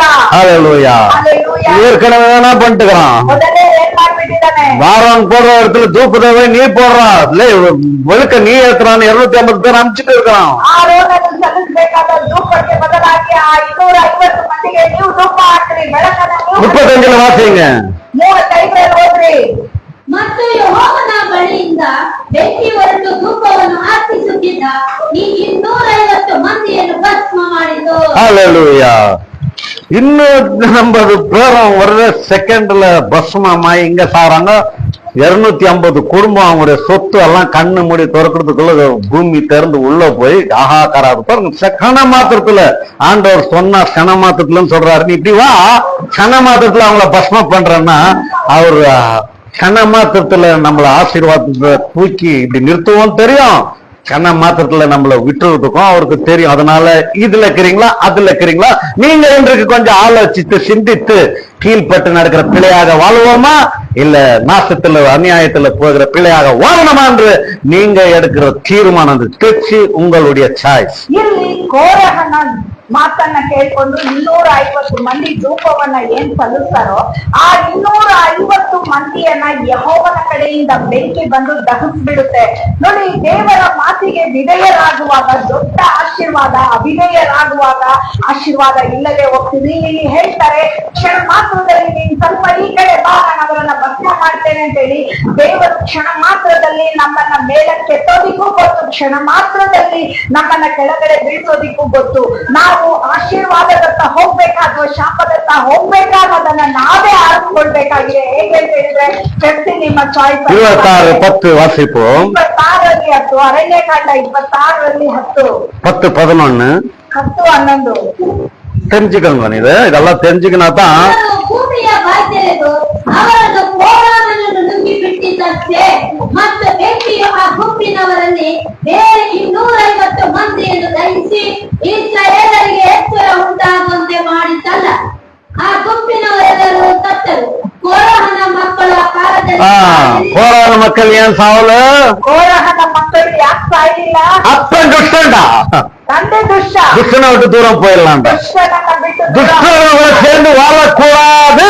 ದುಷ್ಟರೊಂದಿಗೆ ಸೇರಿ ಜೀವಿಸಬಾರದು. அவங்க நமக்கு பிடிக்காத துஷ்டத்தனம் செய்யணும் அவளை பார்த்து அனுசரிச்சு போகக்கூடாது. ನಮಗೆ ಇಷ್ಟವಿಲ್ಲದ, ದೇವರಿಗೆ ಇಷ್ಟವಿಲ್ಲದ ಕಾರ್ಯವನ್ನ ಮಾಡ್ತಾ ಇದ್ರೆ ಅವರೊಂದಿಗಿದ್ದು ಅವರನ್ನ ಅನುಸರಿಸಿಕೊಂಡು ಹೋಗ್ತಾರೆ. தேவனுக்கு விரோதமான காரியத்தை கழித்துக் கொள்ள செய்யணும் அவளோட வாழ முடியாது. ದೇವರಿಗೆ ಇಷ್ಟವಿಲ್ಲದ ಕಾರ್ಯವನ್ನ ಅವ್ರ ಮನೆಯಲ್ಲಿ ಮಾಡ್ತಾ ಇದ್ರೆ ಅವರನ್ನ ಅನುಸರಿಸಿಕೊಂಡು ಹೋಗೋದಿಕ್ಕೆ ಆಗೋದಿಲ್ಲ. ಯಾಕೆ? ದುಷ್ಟರು அவரோட உட்காராதே, அவரோட பேசாதே, அவரோட பழகாதே, அவரை விட்டு வெளியே வா. ಅವರನ್ನ ಬಿಟ್ಟು யாரை நம்பி வா? ಯಾರನ್ನ ನಂಬಿ ಬಾ. தேவனை நம்பி வா. ದೇವರನ್ನ ನಂಬಿ ಬಾ. ஹல்லேலூயா. இதெல்லாம் கத்துக்கல. இதெல்லாம் 27:2-3 வாசிப்போம். 27ರಲ್ಲಿ 2-3 ಓದೋಣ. ಅವರು ದೇವದರ್ಶನದ ಗುಡಾರದ ಬಾಗಿಲಿನ ಬಳಿಯಲ್ಲಿ ಮೋಶೆ, ಮಹಾಯಾಜಕನಾದ ಎಲ್ಲಾಚಾರ ಕುಲಾಧಿಪತಿಗಳು, ಸರ್ವ ಸಮೂಹದವರು ಇವರೆಲ್ಲರ ಮುಂದೆ ನಿಂತು ಅವರಿಗೆ ತಮ್ಮ ತಂದೆ ಅರಣ್ಯದಲ್ಲಿ ಸತ್ತು ಹೋದನು. ಅವನು ಕೋರಹನ ಜೊತೆಯಲ್ಲಿ ಯೆಹೋವನಿಗೆ ವಿರೋಧವಾಗಿ ತಿರುಗಿ ಬಿದ್ದವರೊಳಗೆ ಸೇರಿದವನಲ್ಲ. நாங்க கோராயனுடைய வம்சத்துல சேர்ந்தவர் கிடையாது. ಕೋರಹನ ವಂಶಕ್ಕೆ ಸೇರಿದವರಲ್ಲ ನಾವು. அவரோட இருந்தவர் கிடையாது. ಅವರೊಂದಿಗೆ ಇದ್ದವರು. அதுக்கப்புறம் அந்த சந்ததியில பிறந்த பிள்ளைகள் நாங்க. ಅದರ ನಂತರ ಅವರ ಸಂತತಿಯಲ್ಲಿ ಹುಟ್ಟಿದವರು ನಾವು. அவங்க செய்த தண்டனைக்கு, அவங்க செய்த பாவத்துக்கு எங்களை ஏன் தேவ சமூகத்துல தேவன் கிட்ட போக விடாம எங்களை தடுக்கிறீங்கன்னு நியாயத்தை கேக்குறாங்க பாருங்க. ಇಲ್ಲಿ ಅವರು ಮಾಡಿದ ತಪ್ಪಿಗೆ ನಮಗೆ ಯಾಕೆ ದೇವರ ಸಮ್ಮುಖಕ್ಕೆ ಹೋಗದೆ ಇರುವ ರೀತಿ ತಡೆ ಹಾಕಿದ್ದೀರಾ ಅಂತ ಹೇಳಿ ನ್ಯಾಯವನ್ನ ಕೇಳ್ತಾರೆ. நானும் தேவ சமூகத்துல போய் தூபம் போடலாமே, ரொட்டி திராட்சரத்தை வைக்கலாமே, ನಾವು ಸಹ ದೇವರ ಸಮ್ಮುಖಕ್ಕೆ ಹೋಗಿ ಧೂಪ ಹಾಕೋದಲ್ಲ, ರೊಟ್ಟಿಯನ್ನ ಮೇಜಿನ ಮೇಲೆ ಇಡಬಹುದಲ್ಲ, எண்ணெய் ஏத்தலாமே, ಎಣ್ಣೆಯನ್ನ அது ஆட்டுக்கு மாட்டுக்கு தோலை உரிச்சு கொடுக்கலாமே, ಆ ಒಂದು ಕುರಿ ದನಗಳ ಚರ್ಮವನ್ನು ಸುರಿದು ಕೊಡಬಹುದು, இருக்கலாமே, ಅದು ಕುಡಿಸಬಹುದಲ್ಲ, குடிக்கலாமே, தேவனுக்காக ஏதாவது செய்யலாமே. ದೇವರ ಕಾರ್ಯದಲ್ಲಿ ಏನಾದ್ರೂ ಮಾಡಬಹುದಲ್ಲ. என்னதான் இவங்க வேண்டிக்கினாலும் அதுக்குள்ள போவாத. 16 தலைமர் எல்கான் 16 தலைமர் கோரான்ல இருந்து யாருமே உள்ள போக முடியாது. யார் போட்ட தடை? மோசையா, தேவனா இல்ல மனிதர்களா? ಇಲ್ಲಿ ಎಲ್ಕಾನನು 16ನೇ ತಲೆಮಾರಿನವನು. ಕೋರಹನಿಂದ ಎಲ್ಕಾನನವರೆಗೂ 16 ತಲೆಮಾರಿನವರೆಗೂ ಅಲ್ಲಿ ದೇವರ ಸಮ್ಮುಖಕ್ಕೆ ಹೋಗದೇ ಇರುವಂತಹ ಒಂದು ತಡೆ ಬಂತು. ಈ ತಡೆಯನ್ನ ಯಾರು ಹಾಕಿದ್ರು? ದೇವರ, ಮನುಷ್ಯರ, ಮೋಶೆನ? சொல்லுங்க. ಹೇಳಿ. தேவன் கிடையாது. ದೇವರಲ್ಲ. வம்சம் யாரும் உள்ள விடாதே, ಕೋರಹನ ವಂಶದವರನ್ನ தூபம் போட விடாதே, ಧೂಪ ಹಾಕೋದಕ್ಕೆ ಬಿಡಬೇಡ மோசையை சொல்லல. ಹೇಳಿಲ್ಲ. 12 ಕಾರಣಗಳು ಬಂದಾங்க ಹನ್ನೆರಡು ಧರ್ಮಶಾಸ್ತ್ರಗಳು நியாயஸ்தாபகர் வந்தாங்க. ಬಂದ್ರು. யாராலையும் நீங்க போங்க, நீங்க போய் வேலை செய்யுங்க சொல்லவே முடியல. ಆ ನ್ಯಾಯಸ್ಥಾಪಕರು ಯಾರು ನೀವು ಹೋಗಿ ಕೆಲಸ ಮಾಡಿ ಅಂತ ಹೇಳಿ சாமுவேல் வர வேண்டும், ಸಾಮುವೇಲ್ ಬರ್ಬೇಕು. 17வது தலை 17ನೇ குழந்தையா உள்ள போக வேண்டும். ಮಗುವಾಗಿ ಅವರು ಒಳಗಡೆ ಹೋಗ್ಬೇಕು ಆಲಯಕ್ಕೆ. அது வரைக்கும் தடையாக இருந்தது. ಅದುವರೆಗೂ ತಡೆಯಾಗಿತ್ತು. இந்த சாமுவேலுக்கு தடையை போட்டது யாரு? ಈ ಸಮುವೇಲನಿಗೆ ತಡೆ ಹಾಕಿದ್ದು ಯಾರು? தேவன் தான் பாரு. ದೇವರೇ ನೋಡಿ. 20 வருஷத்துக்கு அப்புறம் 20 ವರ್ಷದ அண்ணாவுடைய ஜெபம் அப்பதான் கேட்கப்படுகிறது. ಪ್ರಾರ್ಥನೆ ಅವಾಗ அது ಕೇಳಲ್ಪಡುತ್ತೆ. ஒரு 5 வருஷம் 8 வருஷம் இருக்கும் போது 12 சாமுவேல் பிறந்திருவானே. ಒಂದು ವೇಳೆ ಹಲವು ವರ್ಷಗಳಿಗಿಂತ ಮುಂಚೆ 12 ಗರ್ಭವನ್ನ ತೆರೆದಿದ್ರೆ ಸಾಮುವೇಲ್ ಹುಟ್ಟಾ ಇದ್ರಲ್ಲ, அப்ப பண்ணவே இல்ல அந்த அம்மா. ಆ ರೀತಿ ಮಾಡ್ಲೇ ಇಲ್ಲ. 20 வருஷத்துக்கு அப்புறம் தான் 20 ವರ್ಷದ ನಂತರ ஒரு அறிக்கை ஜெபம் பண்ணுங்க. ಒಂದು ಹರಕೆಯ ಪ್ರಾರ್ಥನೆಯನ್ನು 10 நிமிஷத்துல முடிக்க போகிறேன். 10 ನಿಮಿಷದಲ್ಲಿ இது ஒண்ணு கேட்டுதான் உங்களுடைய வாழ்க்கையில என்ன நடந்தது, எப்படி அந்த தடைகள் ஒடிந்ததுன்னு தெரிய முடியும். ಇದನ್ನ ನೀವು ಕೇಳಿದ್ರೇನೆ ಅವರ ಜೀವಿತದಲ್ಲಿ ಏನ್ ನಡೆತು, ಆ ತಡೆಗಳೆಲ್ಲ ಹೇಗೆ ಒಡಿತು ಅನ್ನೋದನ್ನ நம்ம செய்கிற அறிக்கை மற்றவங்களுக்கு கேலி பரியாசமாக இருக்கிறது. ಆಕೆ ಮಾಡುವ ಹರಕೆ ಬೇರೆಯೊಬ್ಬರಿಗೆ ಗೇಲಿ ಮರ್ಯಾದೆ குடிச்சிட்டு ஏதோ பேசுற மாதிரி இருக்கிறது. ಏನೋ ಕುಡಿದು ಬಿಟ್ಟು ಅವಳು ಬಡಬಡಿಸ್ತಾ ಇದ್ದಾಳೆ. அவன் கேட்டதுனாலதான் இவனும் ரிலீஸ் பண்ணிட்டு போறான். ನೋಡಿ ಅವನು ಕೇಳಿದ್ರಿಂದ ಇವಳು ರಿಲೀಸ್ ಮಾಡಿ 20 வருஷமா இந்த கர்ப்பத்துல பிள்ளை இல்லை. 20 ವರ್ಷದಿಂದ ಈ ಗರ್ಭದಲ್ಲಿ ಮಗು. அவமானம், ಅವಮಾನ, கேலி, பரியாசம், டெய்லி நிந்தனை ದಿನಾಲು ನಿಂದನೆ அப்படின்னு சொல்லி அவன்கிட்ட சொல்லுவான். ಆ ರೀತಿಯಲ್ಲಿ ಹೇಳಿ அவனும் கர்த்தர்கிட்ட நீ அழுந்து ஜபிச்சுட்டு நான் பார்த்தல தேவன் உன்னை ஆசீர்வதிப்பான்னு சொல்லி அனுப்பிச்சிட்டா. ನೀನು ದೇವರ ಸಮ್ಮುಖದಲ್ಲಿ ಕುಳಿತು ಅಳುತ್ತಾ ಪ್ರಲಾಪಿಸಿದೆಯಲ್ಲ, ದೇವರು ನಿನ್ನನ್ನು ಖಂಡಿತವಾಗಿ இந்த அறிக்கை இந்த அறிக்கை ಈ ಹರಕೆ உங்களால எப்படி செய்ய முடியும்ன்றதுதான் ரொம்ப முக்கியமானது. ಇವರಿಂದ ಹೇಗೆ ಮಾಡಬೇಕು ಸಾಧ್ಯ ಅನ್ನೋದು ತುಂಬಾ இவ ಮುಖ್ಯವಾಗಿದೆ. கொடுக்கலன்னு சொன்னாலும் ஆண்டவர் ஏற்றுக்கொள்ள வேண்டுமே. ಇವ್ರು ಕೊಡ್ತೇನೆ ಅಂತ ಹೇಳಿ ಹೇಳಿದ್ರು ದೇವರ இவங்க வம்சம் ಅಂಗೀಕರಿಸ. தான் தேவ சமூகத்துல வந்து நிக்க கூடாது. ಇವರ ವಂಶ ದೇವರ ಸಮ್ಮುಖದಲ್ಲಿ ಬಂದು ಕುಳಿತುಕೊಳ್ಳುವ. அவங்க இந்த குழந்தைய உனக்கே நான் குத்துறேன்னு சொன்னா சரின்னு சொல்லி அதை எப்படி குத்துருவாரு? ಒಂದು ವೇಳೆ ಹನ್ನೆರಡು ಈ ಮಗುವನ್ನ ದೇವರೇ ನಿನಗಂತ ನಾನು ಅರ್ಪಿಸ್ತೇನೆ ಅಂತ ಹೇಳಿ ಹೇಳಿದ್ರು, ಅದನ್ನ ದೇವರೇ தேவன் கொடுத்தாலும் இந்த ஜனங்கள் விடமாட்டார்களே.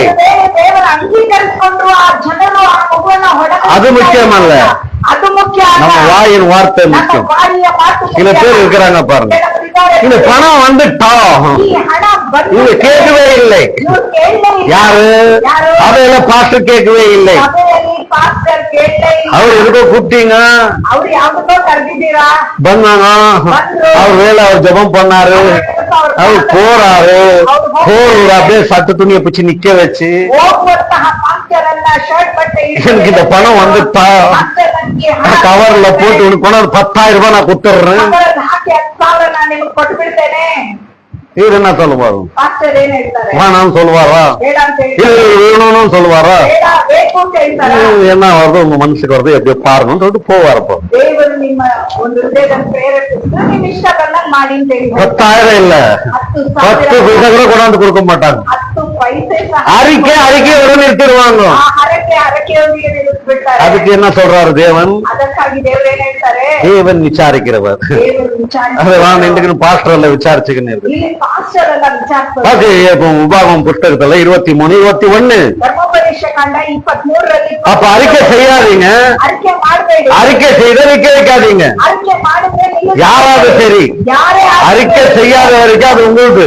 ಅರಕೆ ಮಾಡದೆ ಇರುವವರೆಗೂ ಅದು ನಿಮ್ಮದು. அறிக்கை செய்துட்டீங்களா, ಅರಕೆ ಮಾಡ್ಬಿಟ್ರೆ இத செய்யறேன், ಇದನ್ನ இத பண்றேன், இத கொடுக்கறேன் சொல்லிட்டீங்களா, ಹೇಳ್ಬಿಟ್ರೆ தேவன் உங்களை விசாரிக்குவார். ದೇವರು ನಿಮ್ಮನ್ನ ವಾಸಿಗೆ ಕೇಳ್ಬೋದು.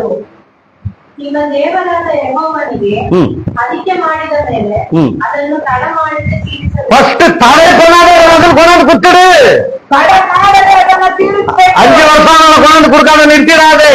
5 ವರ್ಷ ಆದರೂ ತಂದು ಕೊಡದೆ ನಿಲ್ಲಿಸ್ಬಿಡ್ಬೇಡ. அப்போ அது ஞாபகம் பண்ணி கொண்டாந்து குத்துடு. ಯಾರು ನೆನಪು ಮಾಡ್ಕೊಂಡು ತಂದು ಕೊಟ್ಟು ಬಿಡು. சொல்லுங்க அப்புறமா. ಆತನು ತಪ್ಪದೆ ಅದನ್ನು ವಿಚಾರಿಸುವನು. தப்பானவங்களை எப்படியோ விசாரிச்சு நீங்க கொடுக்கறதால போறதுனால உங்களுக்கு தான் அதுக்கு டபுளா நாசம், நஷ்டம், கஷ்டம் வந்து உங்களுக்கு சேரம் என்றது மறந்து விடாதீங்க. ಅದನ್ನು ತಪ್ಪದೆ ದೇವರು ವಿಚಾರಿಸ್ತಾರೆ. ನೀವು ಕೊಡ್ತೇನೆ ಅಂತ ಹೇಳಿ ಅದನ್ನ ಕೊಡದೆ ಬಿಟ್ರೆ ಅದಕ್ಕೆ ಡಬಲ್ ಟ್ರಿಬಲ್ ಖರ್ಚುಗಳು ನಿಮ್ಗೆ ಉಂಟಾಗ್ತಾ ಇರುತ್ತೆ. சரி, இப்ப அண்ணால அறிக்கை செய்துட்டா, ಸರಿ, ಈಗ 12 ಅರಿಕೆ ಮಾಡ್ಬಿಟ್ರು, ஆண்டவர் கொடுத்துட்டாரு. ಮಗುವನ್ನ ದೇವರು ಕೊಟ್ಬಿಟ್ರು. இந்த வருஷம் வான் புருஷன் கூப்பிடுறான், ಈ ವರ್ಷ ಬಾ ಅಂತೇಳಿ ಎಲ್ಕಾನನು 12 பிறந்த குழந்தை தூக்கின்னு வான்றான். ಹುಟ್ಟಿದ ಮಗುವನ್ನ ತೆಗೆದುಕೊಂಡು ಬಾ, வா, அந்த கர்த்தருக்கு நன்றி செலுத்தலாம். ದೇವರಿಗೆ ಕೃತಜ್ಞತೆ. 20 வருஷத்துக்கு அப்புறம் இந்த குழந்தையை கொடுத்திருக்கிறாரு. ವರ್ಷದ ನಂತರ ಆ ಮಗು சந்தோஷமான விஷயம். ಸಂತೋಷವಾದ ವಿಷಯ. அண்ணா சொல்றா, ಅಣ್ಣಳು ಹೇಳ್ತಾರೆ, இல்ல வர முடியாது. ಇಲ್ಲ ಬರೋದಿಕ್ಕಾಗೋದಿಲ್ಲ. ஏன் வர முடியாது? ಯಾಕೆ ಬರೋದಿಕ್ಕಾಗೋದಿಲ್ಲ? நான் இந்த குழந்தைக்கு கொடுக்கறதுக்கு முன்னால இப்படி பொருத்தனை பண்ணிட்டேன். ಈ ಮಗು ಹುಟ್ಟೋದಿಕ್ ಮುಂಚೆ ನಾನು ದೇವರಿಗೆ ಹರಕೆ ಹೊತ್ತಿದ್ದೇನೆ. இந்த அறிக்கையை நிறைவேற்றி ಆ ஆகணும். ಹರಕೆಯನ್ನ ನಾನು ನೆರವೇರಿಸಬೇಕು. இது நம்மளுದல்ல. ಇದು ನಮ್ಮ ಮಗು. நம்மளுதுதான். ನಮ್ಮ ಮಗು. நம்ம 2 பேர் சேர்ந்து பிறந்ததுதான். ನಿಮ್ಮೆಲ್ಲರಿಗೂ ಹುಟ್ಟಿದ ಮಗು. ஆனா கர்த்தர் எனக்கு கொடுத்தது. ಆದರೆ ದೇವರು ನನಗೆ என் அவமானத்தை நீக்கினது. ನನ್ನ ಅವಮಾನವನ್ನು இனி இந்த உலகத்துல நான் சந்தோஷமா சாவேன். ಈಗ ಈ ಲೋಕದಲ್ಲಿ ನಾನು ಸಂತೋಷದಿಂದ ಸಾಯ್ತೇನೆ. நான் பஞ்சே கிடையாது.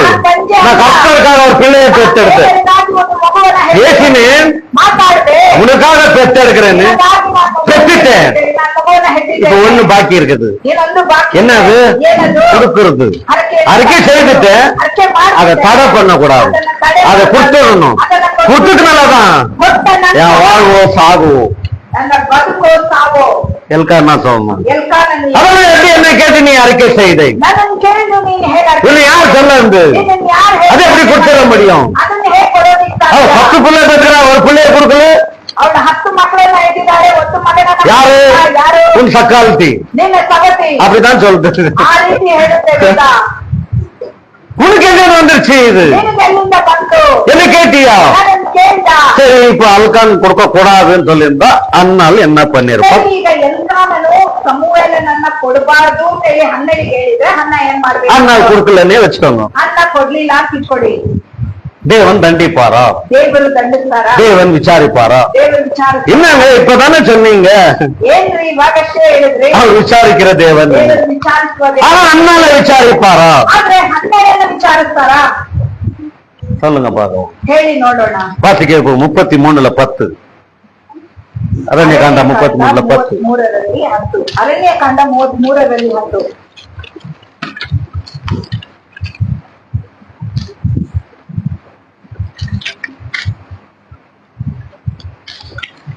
ಏಣಿಯಿಂದ ಹೊರಟು ಕೆಂಪು ಸಮುದ್ರವನ್ನು ದಾಟಿ ಬಂದು ಯಾವಾಗಲೂ ಹಾಗೆ ಅಪ್ಪಣೆ ಕೊಡಕೂಡದು. ಈಗ ನನ್ನ ಮೇಲೆ ಕಟಾಕ್ಷಿಸಿ ನಾನು ಸಮರ್ಪಿಸುವ ಕಾಣಿಕೆಗೆ ಅಂಗೀಕರಿಸಬೇಕು. இல்ல இல்ல இல்ல அது வரல. ஒரு நிமிஷம். இப்ப வந்து ஆண்டவர் என்ன சொல்றாருன்னா, அந்த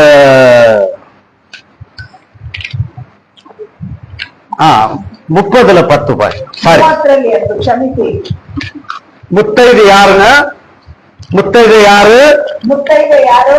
பிள்ளையை பெற்றவள் பாருங்க. ಮುತ್ತೈದೆಯು ಅಂತ ಹರಕೆಯನ್ನಾಗಲಿ ಹ್ಮ್. ಪ್ರಮಾಣವನ್ನಾಗಲಿ ಮಾಡಿದಾಗ ಹ್ಮ್. ಅವಳ ಗಂಡನ್ನು ತಿಳಿದು ಹ್ಮ್. ಅಡ್ಡಿ ಮಾಡದೆ ಸುಮ್ಮನಿದ್ದರೆ ಹ್ಮ್. ಆ ಹರಕೆಗಳು ಪ್ರತಿಜ್ಞೆಗಳು ನಿಲ್ಲುವುದು. ಹ್ಮ್.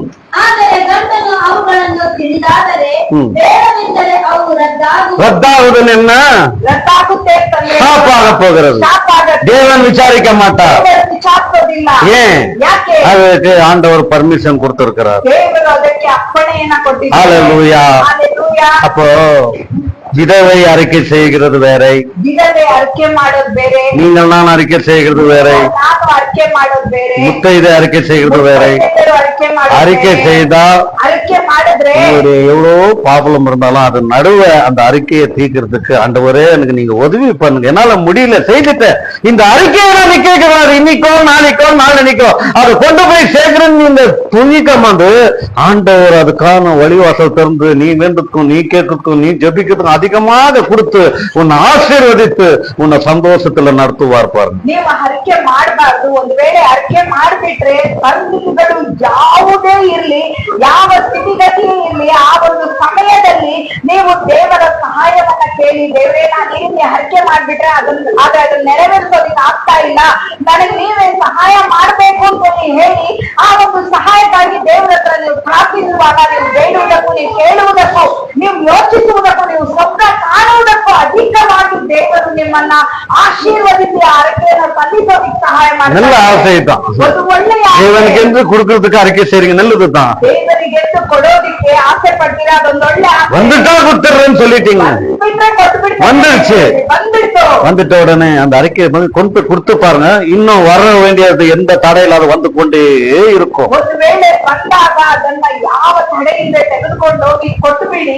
ಆಗ ಇರುವ ಎಲ್ಲಾ ತಡೆಗಳನ್ನ ಒಡೆದು ಬರ್ಬೇಕಾಗಿರುವ ಎಲ್ಲವನ್ನ ದೇವರು ತಂದು ನಿಮಗೆ நீங்க அமுக்கிட்டீங்களாண்ணா ನೀವು ಅದನ್ನ ಕೊಡದೆ அவர் அங்க அமுக்குவார், வர வேண்டியதெல்லாம் வராத அமுக்கி வச்சுவார்.